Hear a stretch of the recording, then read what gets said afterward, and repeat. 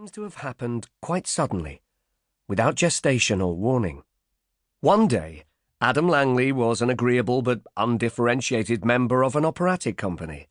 The next, he shone alone in planetary splendour, amid satellites grown spectral and unreal. Elizabeth felt, in the face of this phenomenon, something of the awe of a cenobite visited by an archangel, and was startled at the hurried refocusing of familiar objects, which such an experience involves. Fallings from us, vanishings. She would certainly have resented this gratuitous upsetting of her normal outlook had it not been for the unprecedented sense of peace and happiness which it brought with it. "Darling Adam," she murmured that night to a hot and unresponsive pillow. "Darling, ugly Adam." A form of endearment which its object would probably have greatly resented had he known of it. There was more to the same effect, but such ecstasies make a poor showing by the time the printer has finished with them, and the reader will either have to take them for granted or imagine them for himself. The epithet was, as a matter of fact, slanderous. Adam Langley was entirely presentable, being 35 years of age, with kindly, regular, undistinguished features, thoughtful brown eyes, and a habit of courtesy which served admirably as a defence to his natural shyness. His chief defect lay in a certain vagueness, which amounted sometimes to the appearance of aimlessness.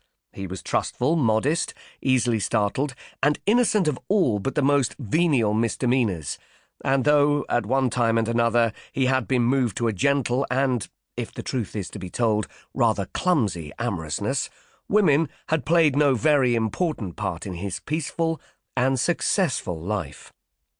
It was perhaps for this reason that he remained for so long totally unaware of Elizabeth's feelings for him. He regarded her, at all events, in the first instance, simply as a writer who had gained admittance to the rehearsals of Der Rosenkavalier in order to study the operatic background required for an episode in a new novel. "But schön," Karl Wolzogen hissed at him during a break in one of the piano rehearsals. "If she could only sing. Ah, my friend, what an Octavian!" And more out of courtesy than because he was impressed by Karl's enthusiasm, which tended, in truth, to be indiscriminate, Adam studied Elizabeth properly for the first time. She was small, he saw, exquisitely slender, with soft brown hair, blue eyes, a slightly snub nose, and eyebrows which were crooked and hence a trifle sardonic. Her voice, she was speaking at this moment to Joan Davis, was low, vivid, and quiet, with a not unattractive huskiness. Her lipstick had been applied with a rare competence, and of this Adam greatly approved, since it seemed to him that the majority of women must perform this operation in front of a distorting mirror, or during an attack of St. Vitus's dance. She was dressed soberly and expensively, though with a little too much masculinity for Adam's taste. And as to character, here Adam became a little bogged. He liked, however, her disciplined vivacity and her poise, the more so as there was no hint of arrogance about it. Subsequently, he was in the habit of attributing their marriage to the independent purposes of Herrenstrauss and Hofmannsthal. The chief singing parts in Der Rosenkavalier are for 3 sopranos and a bass. Adam, being a tenor, had been fobbed off with the small and uninteresting role of Valzacchi, and this left him at rehearsals more often unoccupied than not. It was inevitable that he and Elizabeth should drift together, and so far, so good.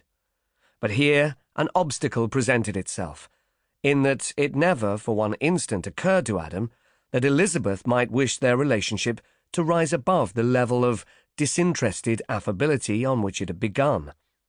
On this plane he obstinately remained, blind to winsomeness and affection, deaf to hints and innuendos, in a paradisiacally innocent condition of sexlessness, which exasperated Elizabeth all the more, since it was obviously natural and unconscious. For a time she was baffled. An open declaration